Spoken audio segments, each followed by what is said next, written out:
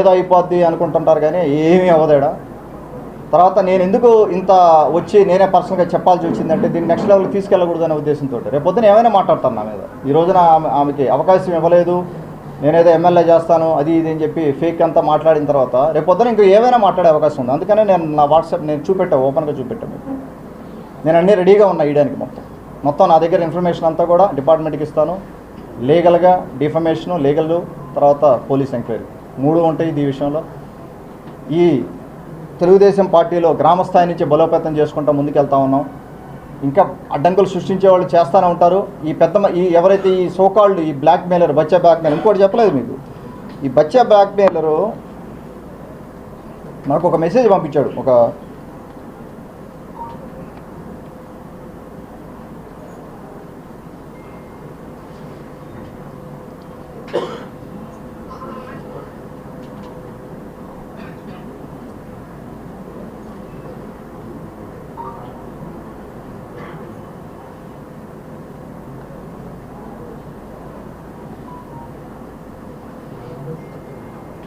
నాకు తెలిసి మీరు పొలిటికల్గా ఏ ఎమ్మెల్యేని చూసి ఉండరు అనుకుంటున్నాను నేను. అంటే ఇంత ఓపెన్గా ట్రాన్స్పరెంట్గా మైన్యూట్ డీటెయిల్స్ కూడా చెప్పాల్సిన అవసరం నాకు లేదు. అయినా కూడా నేను చెప్తున్నాను, ఎందుకంటే నా హానెస్టీ నేను చెప్పడానికి. అంటే నేను ఎంత హానెస్ట్గా ఉంటానో ఎవరి పట్లైనా కూడా, ఆడపడుచుల పట్లైనా ఎవరి పట్లైనా, నాయకుల పట్ల కానీ ఎవరి పట్లైనా కూడా అంత హానెస్ట్గా ఉంటాను. ఎందుకంటే నేను ఎవరికి భయపడాల్సిన అవసరం లేదు, నేను ఏ తప్పు చేయటం లేదు. దీంట్లో ఒక మెసేజ్, ఈ బచ్చా బ్లాక్మెయిలర్ తర్వాత కావాలంటే మీకు ఇస్తాను, ఇది స్క్రీన్ షాట్ తీసుకోండి. ఈ బచ్చా బ్లాక్మెయిలరు ఇతను ఏమంటాడంటే, ఇతనికంట మొత్తం నేను అక్కడున్న మైన్లన్నీ అప్పచెప్పాలంట, అక్కడున్న అసైన్ ల్యాండ్లన్నీ ఆయన చూసుకుంటాడంట, ఆయన సెటిల్మెంట్లు చేసుకుంటాడంట, నేను చూస్తా కూర్చోవాలంట. ఎట్ట కనపడుతున్నా నేను? ఏం చేయడానికి వచ్చాను అడిగి నేను?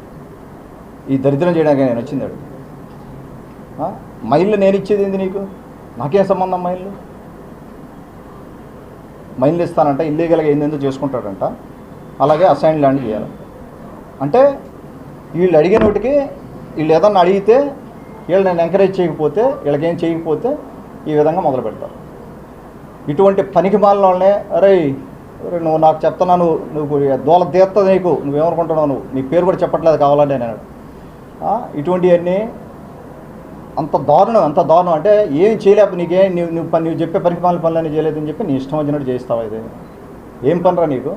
ఆ ఫ్యామిలీతో ఏం పని? ఆ ఫ్యామిలీని నాశనం చేయడానికి కాకపోతే నువ్వు అమ్మాయి చదువుకుంది, ఆ కుటుంబాన్ని నాశనం చేయకపోతే నీకు ఎట్లా బాగుపడతావు నువ్వు? నాకు అర్థం కాదు. నువ్వు కానీ నీ వెనకాల ఉన్న నీ ప్రొడ్యూసర్ పెద్ద మనిషి ఉన్నాడు, తెలుగుదేశం పార్టీ పెద్ద మనిషి ప్రొడ్యూసరు, ఎట్లా బాగుపడతారా మీరు? నాకు అర్థం కాదు.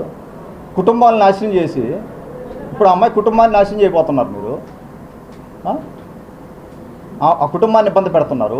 ఆ కుటుంబానికి కూడా వాళ్ళ పేరెంట్స్ ఉంటారు, వాళ్ళకు ఒక బ్యాక్గ్రౌండ్ ఉంటుంది, వాళ్ళకు ఒక ఇంటి పేరు ఉంటుంది, వాళ్ళకు ఒక పేరు ప్రఖ్యాతులు ఉంటాయిగా.